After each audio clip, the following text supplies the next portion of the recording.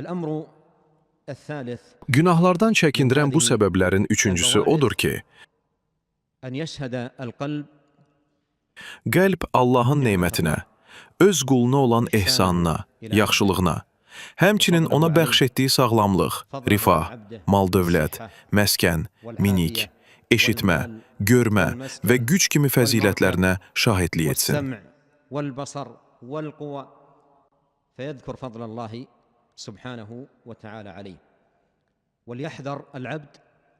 Beləcə insan Allah Sübhənəhu və Taala'nın onun üzərindəki lütfünü xatırlasın. Qul öz halının o acınacaqlı vəziyyətə düşməsindən çəkinməlidir. Allahın lütfü dayanmadan onun üzərinə enir. Mələklər isə onun tərəfindən edilən pis əməlləri, batil sözləri və həmin qulun törətdiyi haram işləri yuxarıya, Allaha qaldırırlar. وأمور محرمة ارتكبها هذا العبد. ومما يذكر عن بعض أهل العلم أن Bəzi elm əhlindən belə rəvayət olunur. Günahkar bir adam alimin yanına gəlir.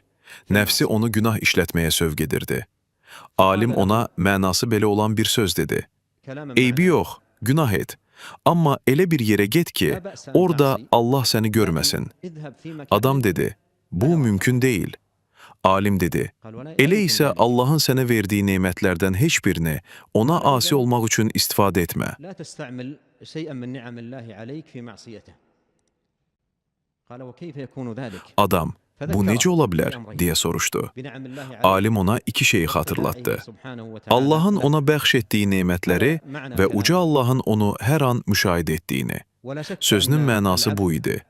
عندما يذكر نعمة الله عليه بالصحة والعافية والمال ونحو ذلك. Beləliklə, qul Allahın ona bəxş etdiyi nemətləri, sağlamlıq, can sağlığı, mal-mülk və digər lütfləri xatırladıqca, eyni zamanda günahların təhlükəsini də yadına saldıqca, nemətləri və fəziləti anlamaq onu günahlardan çəkindirən böyük səbəblərdən sayılır və qulu günah işlərdən uzaqlaşdırır. البعد عن الذنوب وارتكابها.